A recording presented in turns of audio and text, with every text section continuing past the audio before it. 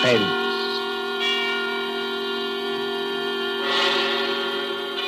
Tonight, Columbia brings you as guest star Hollywood's genial character actor, Stuart Irwin. The story is by the author of The Thin Man and the Maltese Falcon, Dashiell Hammett, one of America's acknowledged masters of the art of suspense. Suspense is compounded of mystery and intrigue and dangerous adventure. In this series are stories calculated to intrigue you, to stir your nerves, to offer you a precarious situation, and then withhold the solution until the last possible moment. Tonight, for instance, Stuart Irwin plays for us a pleasant, easygoing assistant chief of police in a small town who, to everyone's surprise, was instrumental in solving a murder. We trust that with this tale we shall keep you in suspense. For Suspense tonight, CBS presents Stuart Irwin in Two Sharp Knives by Dashiell Hammett.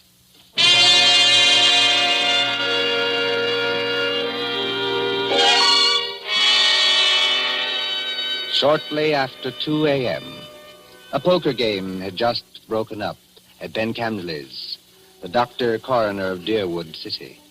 Scott Anderson, Deerwood's chief of police, and Wally Shane, his assistant, were standing outside. Where are we heading for, Scott? Let's walk across the street, Wally.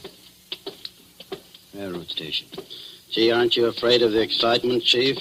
Don't you think that watching the 211 come in is apt to be too much for your blood pressure? Well, if it is, Wally, you can always carry on. You've been a pretty good imitation of an assistant to me for some time now. Yeah? Yeah. If anything happens to me, you'd be the chief. Don't worry. Won't be any harder for you to fool the public as chief. Hi, Elmer. Howdy, Scott. Hi, hello, Wally. Kind of late for you boys to be around, ain't it? No, I don't know. We sort of figured we'd put the town to bed tonight. How's the 211? On time? Right on the nose. She ought to be blowing for the bend in just about 3 seconds now. Yep. What'd I tell you? It's her now. You expecting anyone on her, Scott? No, Elmer, I'm not expecting anyone. Wally and I just thought we'd come over and watch you come in, that's all. You know, Elmer, you never can tell who might get off, though. Dick Turpin, Henry Morgan, Jesse James, Jack the Ripper, or 6 officers of Murder Incorporated, or even your Aunt Gussie. I guess you're right, Wally. Well, here she be. Pardon me, gents, but I gotta be rolling the wagon out to the baggage car.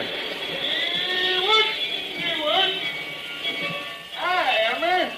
How's it going? Well, can't complain, Cap. Well, maybe you can't, Elmer, but I sure can if you hold us up with that freight there. You got much more? Nope, this is the last piece now. There you are, Cap. All done. Okay. See you tomorrow, Elmer.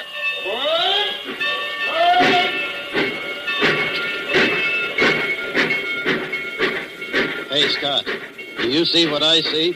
I mean, do I see the man who just got off that train? The answer's yes. Well, he's a ringer for the guy we got a picture of. That is the guy. Well, then, what do we do now? We take him, Wally. My car's at the corner of the alley. But, Scott... We'll tail him up the street. Okay, Scott. There he goes now, over toward the taxi stand. Come on. Let's follow him.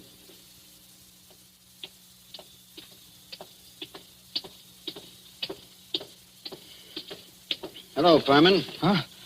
Why, I don't You're believe Mr. Furman, aren't you? Yes, I am. Philadelphia? Yes? I'm Scott Anderson, chief of police. What? Chief of... What's happened to her? Happened to who? Oh, no, you don't. No? Let me go. Oh, You no, think you can pull that sort of stuff with Okay, me? You're Scott, very let me much get a mistaken. crack at that Now, mug. No. Wait a minute. No. Wait a minute, Hold it, gentlemen. Wally. Well, Furman? Well, I'm sorry. For a moment there, I thought you weren't really a policeman. Thanks. Nice to know I look almost human. Yes, it was silly of me. I'm sorry. Well, let's get going now before anything else happens. Okay, Furman, get in the car. I'll drive, Scott. In you go.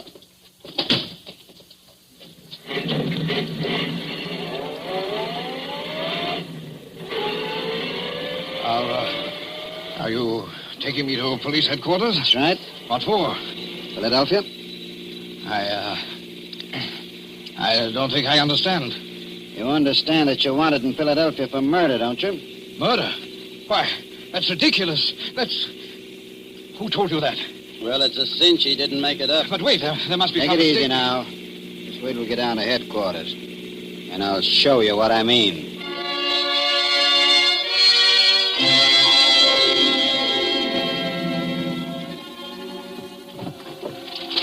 Now then, here's the circular on Lester Furman. It was sent out by the Transamerica Detective Agency in Philadelphia.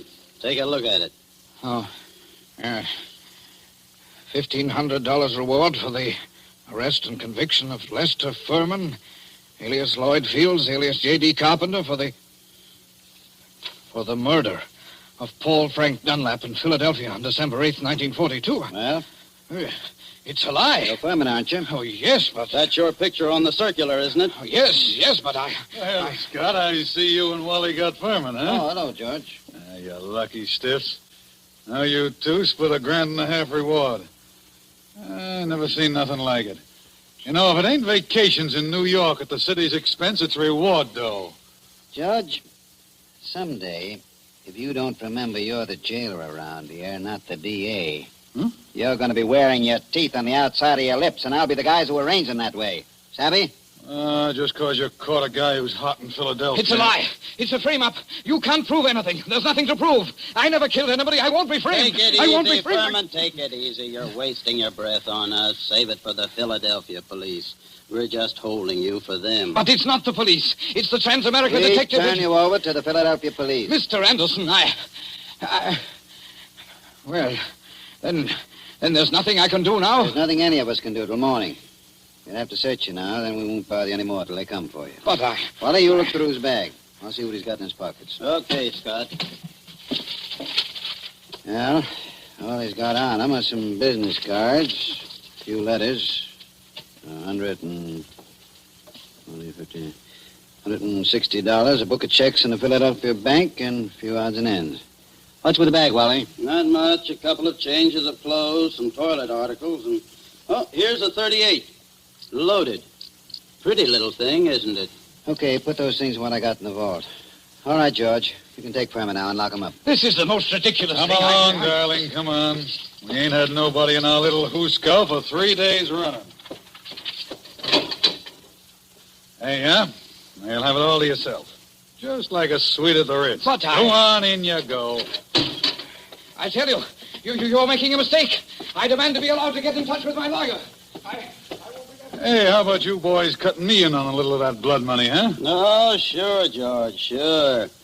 I'll forget all about that 2.5 you've been owing me for 3 months. Make Furman as comfortable as you can, George. Take good care of him. He's valuable, huh?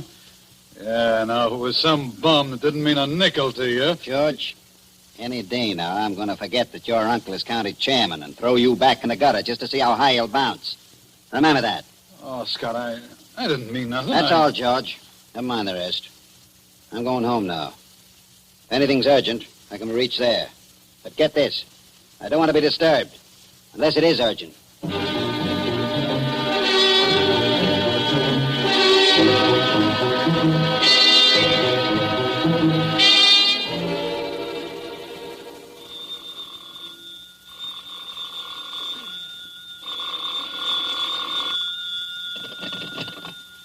Hello.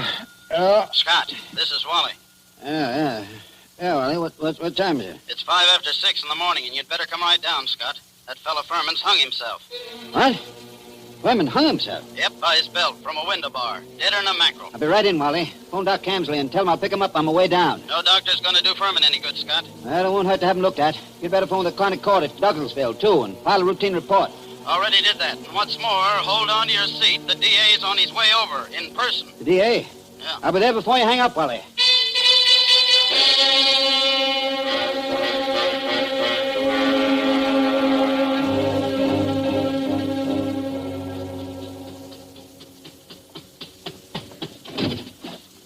Come on in, Chief. Ted Carroll, the DA's here, and he's plenty hot under the collar.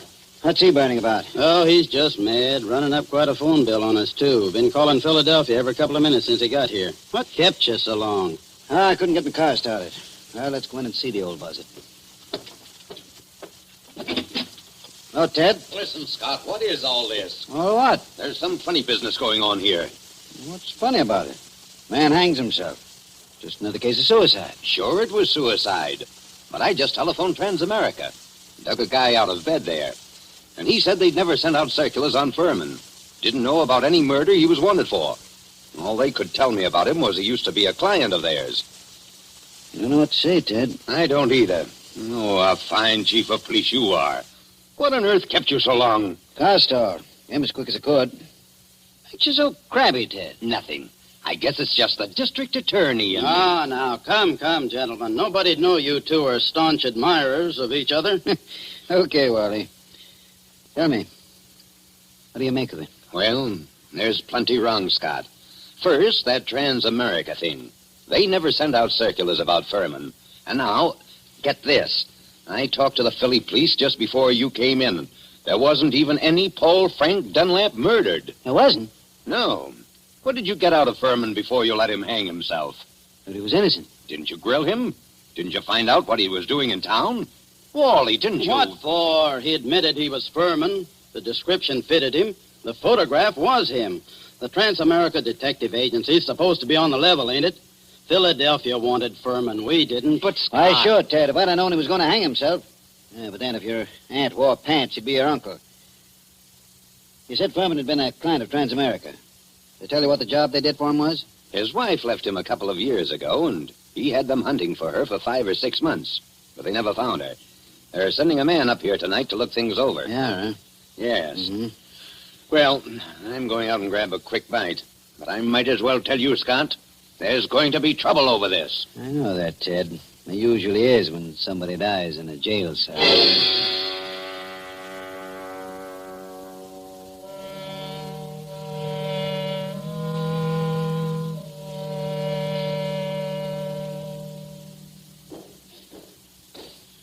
Well, so what's become of that 1,500 fish now, huh, Scott? What happened there last night, George? Nothing. Furman hung himself. Did you find him? Uh-huh. Wally took a look in here to see how things was before he went off duty, and he found him. You were asleep, I suppose. Well, I was catching a nap, I guess, but everybody does that sometimes, Scott. Even Wally sometimes when he comes in off his beat between rounds. Yeah, but I always wake up when the phone rings or anything. Oh, sure. Well, suppose I had been awake. You can't hear a guy hanging himself, can you? Did Doc Campley say how long Furman had been dead? He done it about 5 o'clock, he said he guessed. Oh, you want to look at the remains, Scott? They're over at Fritz's undertaking parlor. Not now. Hey, and speaking of firemen, what are you going to tell the guys from Transamerica when they show up here tonight?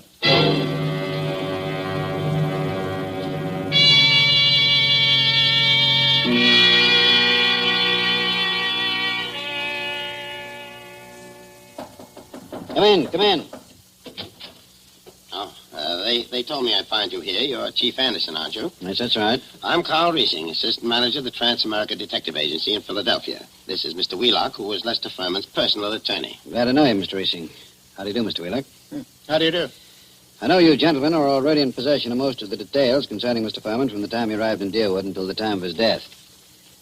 But perhaps you don't know that the police of most towns in our corner of the state have also received copies of this same reward circular. Take a look at it. Oh. I must say this circular is an excellent forgery. You're sure it's a forgery, Mr. Riesing? Oh, yes, there's no doubt about it. But it's an excellent forgery. Tell me, Mr. Wheelock, was Mr. Furman a native Philadelphian? Oh, my, yes. He was a well-known, respectable, and prosperous citizen of Philadelphia. Married, I believe? In 1934, he married a 22-year-old girl named Ethel Bryan, daughter of a Philadelphia family. And the Furmans had a child? Isn't that right, Mr. Wheelock? Yes, born in 1936, but the child lived only a few months. Mr. Furman's wife disappeared after the child's death. What year was it that she disappeared? Mr. Riesing should remember that. His agency worked on the matter. Oh, I remember it well. Mrs. Furman disappeared in 1937. We never heard anything of her again, although Furman spent a lot of money trying to locate her. What did she look like, Mr. Riesing? In just a moment. I have a picture of her right here in my briefcase. Here it is. Quite pretty, isn't she? If you care for that type. I see what you mean, Mr. Wheelock. Well, she's attractive as that.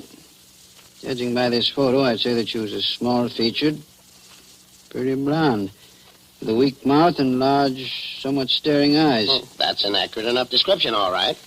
you don't mind, I'd like to have a copy made of that photograph, Mr. Reesing. Oh, you can keep that one if you like. It's one that we had made up at Transamerica. Her description's on the back. Thanks. Did Furman ever divorce her? No, sir. He was a lot in love with her, and he seemed to think that the child's dying made her a little screwy so that she didn't know what she was doing. That's right, isn't it, Mr. Wheelock? That is my belief, Mr. Reesing. You said Furman had money, Mr. Wheelock. About how much did he have? And who gets it? I should say his estate will amount to perhaps $500,000 left in its entirety to his wife. Mm-hmm. It's quite a handy sum for anyone to have, I'd say. Mr. Wheelock, everything shows that somebody framed Furman into the Dalewood jail.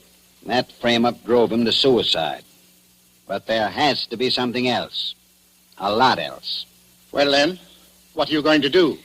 I'm going across the street to the undertaking parlor and have a look at Furman. I'll see you later.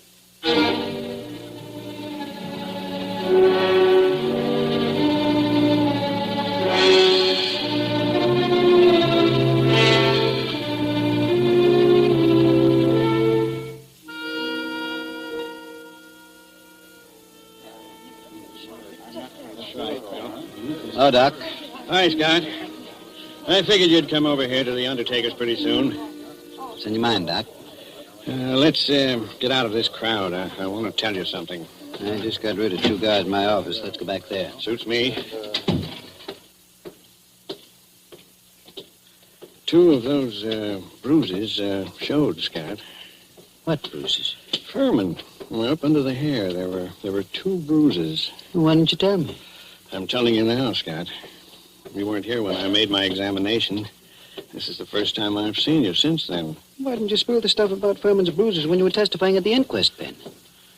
I'm a friend of yours.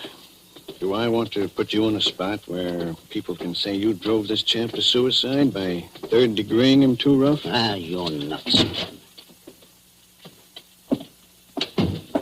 How bad was Furman's head? Well, Scott, that didn't kill him, if that's what you mean. There's nothing the matter with his skull. Just a couple of bruises nobody'd notice, and unless they parted the hair. I thought you ought to know, though. Well, thanks, Ben. Yes, who is it? This is Fritz, the undertaker. Listen, Scott, there's a couple of ladies over here that want to take a look at Furman. Is it all right? Who are they? I don't know him. Strangers. What do they want to see him for? I don't know. Wait a minute. Can't I please see him? Why do you want to see him? Well, I'm his wife. Furman's wife? Yes. Oh, certainly. I'll be right over. So long, Ben. I've got to go back to the undertaker's. So long, Scott.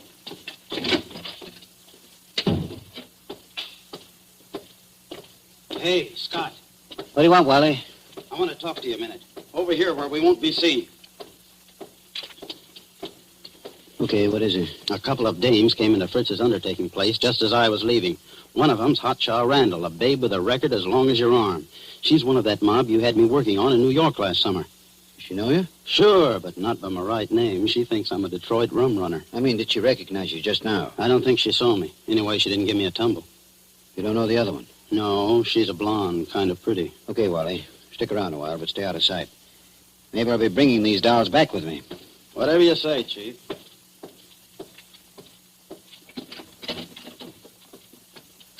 Oh, there you are, Scott. I wondered when you were coming. This is Mrs. Furman, and this is Mrs. Crowder. How do you do? Hiya, Chief. They just saw the body. Mrs. Crowder, I thought your name was Randall. What do you care, Chief? I'm not hurting your town any. Don't call me Chief. You city slickers, I'm the town whittler. Thank you for letting me see him. It's all right, Mrs. Furman. But I'll have to ask you and your friend some questions. So if you'll just come across the street to headquarters, we'll get on with the routine.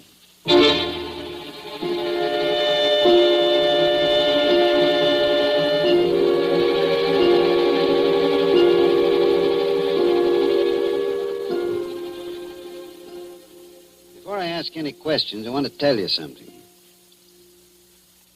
Mrs. Furman, your husband didn't commit suicide. He was murdered. Murdered? Ah, Chief, we got alibis. We were in New York, and we can prove it. And you're likely to get a chance to. What brought you down here, anyway? Murdered? Well, who's got a better right to come down here? She was still his wife, wasn't she? She's got a right to look out for her own interests, hasn't she? Mm-hmm.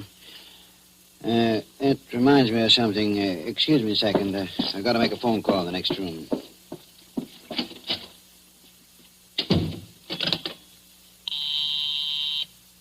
Officer Hamill speaking. This is Scott. Yes? Is Wally around? No, he's not here. He said you told him to keep out of sight. I'll find him for you, though. Right. Tell Wally I want him to go to New York tonight. Send Mason home to get some sleep. He'll have to take over Wally's night trick. Oh,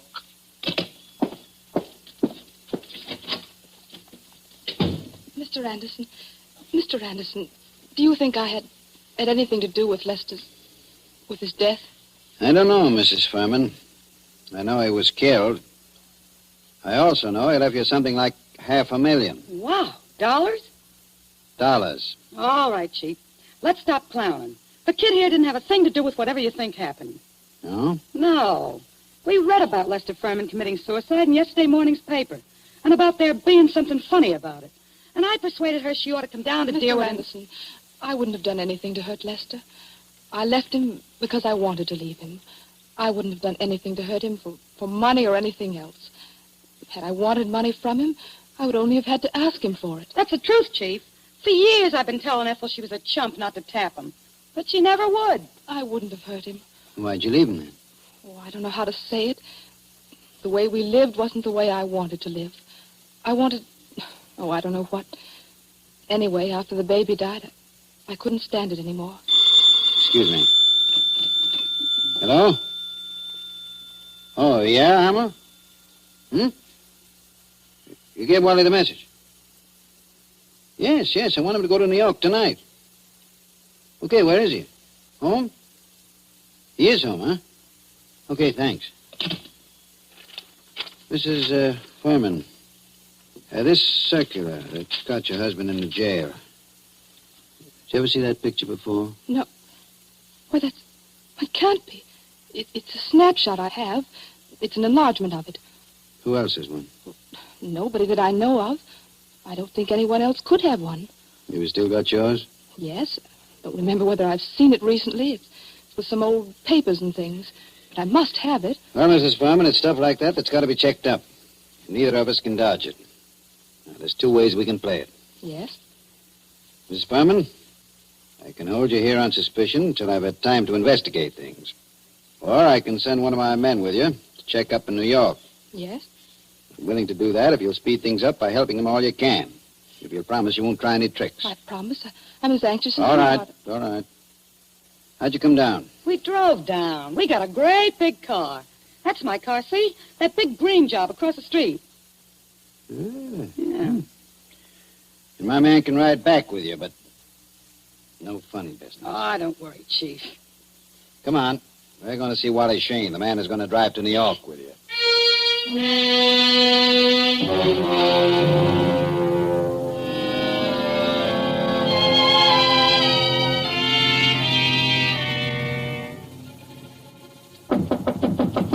Wally? Who is it? Scott, Wally. Come in. Ladies first. Harry. Ethel. No, you don't.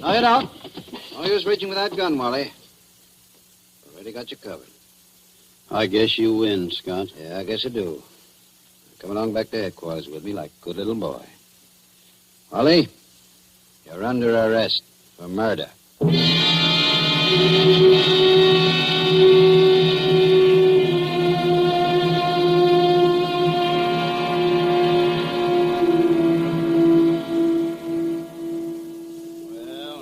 How I knew it was all up, Scott, the minute I saw those two dames going into Fritz's. Then when I was ducking out of sight, I ran into you, and I was afraid you'd take me over there with you, so I had to tell you one of them knew me, figuring you'd want to keep me under cover for a little while anyhow, long enough for me to get out of town. Why didn't you get out, Wally? Well, I dropped in home to pick up a couple of things before I scram, and that phone call of Hamill's catches me, and I fall for it. You see, Scott, I figured you're not on to me yet and are going to send me back to New York to see what dope I can get out of the dames. Well, you fooled me, brother. And I thought you'd fall for that. Then you didn't just stumble into all this accidentally, did you? No, I didn't, Wally. I figured Furman had to be murdered by a copper. To know reward circulars well enough to make a good job of forging one. Incidentally, Who printed that Furman circular for you, Wally? I'm not dragging anyone in with me. It was only a poor mug that needed dough. Okay, Wally. You see, I knew only a copper would be sure enough of the routine to know how things would be handled. Only one of my coppers would be able to walk into Furman's cell, bang him across the head, and string him up on the... Those bruises showed, you know, Wally. They did? I guess I should have wrapped 2 towels around that blackjack. No, gee, Scott. I seem to have slipped up on a lot of things. So that narrows it down to my coppers, and... Well, you told me you knew the Randall woman. There it was. Only I figured you were working with him. What got you like this, Wally? Same thing that gets most saps into jams, a yen for easy dough. And I was in New York, see, Scott, working that Dutton job for you, palling around with big-shot racketeers, passing for one of them, and... Yes? Well, I got to figuring that my work takes more brains than theirs, and they're taking in big money, and I'm working for coffee and cakes. That kind of stuff gets you, Scott. Anyway, it got me. Mm-hmm. Then I ran into this Ethel Furman, and she goes for me like a house afire. I liked her, too, see, so that's dandy. But one night she tells me about how much dough her husband's got and how he feels about her, and I get to thinking... Thinking what? I think she's nuts enough about me to marry me. So I get to thinking, suppose he died and left her his role. Mm-hmm. I see. So I run down to Philly a couple of afternoons and look Furman up, and everything looks fine. I took my time working out the details, meanwhile writing to her through a fellow in Detroit. Go on. Finish one. Well, I decided to do it. I sent those circulars out to a lot of places, not wanting to point too much to this one. And then when I was ready, I phoned Furman, telling him to come to Deerwood Hotel that night. And sometime before the next night, he'd hear from his wife, Ethel. I knew he'd fall for any trap that was baited with her. Only I guess I'm not as sharp as I thought I was, Scott. Maybe you are, Wally. Maybe you are. That doesn't always help. Old man Camsley, Ben's father, used to have a saying, to a sharp knife comes a tough steak. Well, sorry you did it, Wally. I always liked you. I know you did, Scott. I was counting on that.